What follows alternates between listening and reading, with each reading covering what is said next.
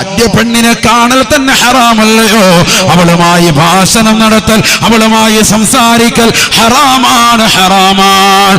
പാതിരാത്രി സമയത്ത് ഫോണിതാ നിന്റെ കാതിലേക്ക് ചേർത്ത് പിടിച്ചുകൊണ്ട് നിന്റെ ചുണ്ടിലൂടെ നീ മധുരമായി സംസാരിക്കുന്നില്ലയോ?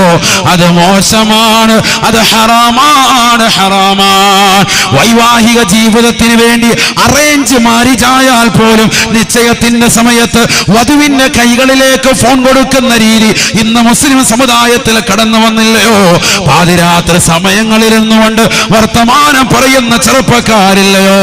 വിവാഹ ജീവിതത്തിന് മുമ്പേ തന്നെ പരസ്പരം ഫോൺ വിളിക്കുന്നവരെ, ഭാഷണം നടത്തുന്നവരെ, വ്യഭിചാരമാണ് നീ ചെയ്യുന്നത്.